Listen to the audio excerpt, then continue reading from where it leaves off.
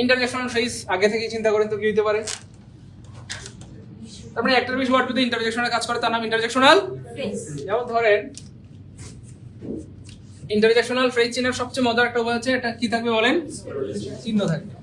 What a pity the man is dead, কি দুঃখ লোকটা মারা গেছে। তাহলে এই হোয়াট এ পিটি একটা চিহ্ন আছে এবং একটার বেশি ওয়ার্ড, কয়টা ওয়ার্ড?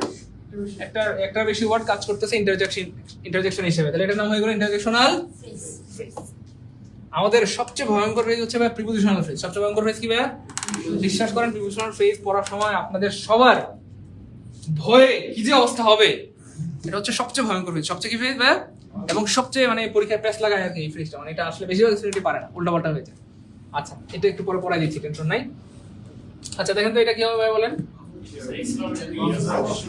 Exact interjectional phrase. কেন? চিহ্ন আছে। কি আছে ভাইয়া? চিহ্ন আছে। তাহলে চিহ্ন থাকলে সেটা কি হবে? মানে নোট অফ এক্সক্লেমেশনের চিহ্ন থাকবে, এজন্য এটা হয়ে গেল ইন্টারজেকশনাল। আচ্ছা, এখানে একটার বেশি ওয়ার্ড আছে এজন্য এটা ইন্টারজেকশনাল ফ্রেজ। এমন কেউ কি আছেন এখানে ইন্টারজেকশনের উদাহরণ দিতে পারবেন? একটা ইন্টারজেকশনের উদাহরণ দিতে পারবেন? পারবেন?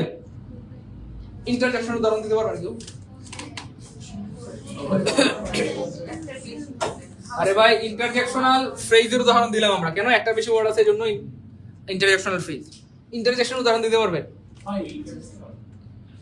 আপনারা কিন্তু পারার কথা ছিল, কারণ নাসির স্যার প্রতিদিন কিন্তু আপনাদেরকে পড়ায়। আচ্ছা যাই হোক, তো ধরেন কথার কথা, আমাদের নাসির স্যার অনেকদিন ধরে আশা দিয়ে আসতেছেন যে সে একজনকে বিয়ে করবে।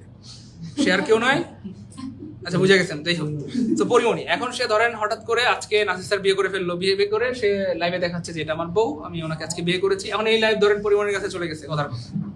আচ্ছা, এখন এটা শোনার পর পরিমণি কি বলবে বলেন তো? What, Nasir sir is dead, মানে সরি, মানে নাসির স্যার ডেড মানে তো নাসির স্যার বিয়ে করে ফেলছে, মানে তো মারা গেছে, মানে তার জীবন থেকে মারা গেছে।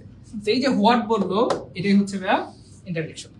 মানে বুঝছেন তো? What, Nasir sir is dead, মানে এখানে ম্যানের জায়গায় নাসির স্যার হবে। ডেড মানে বিবাহিত, মানে তো মারা যাওয়া, হ্যাঁ, মানে মারা গেছে। নাসির স্যার ইজ ডেড মানে নাসির স্যার মারা গেছে, বা নাসির স্যার ইজ ম্যারিড। এই যে হোয়াট বলছে এটাই হচ্ছে ভাই ইন্টারজেকশন।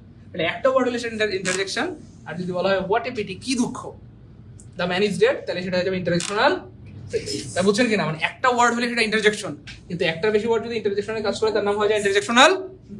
এইটা হচ্ছে ফ্যাক্টর।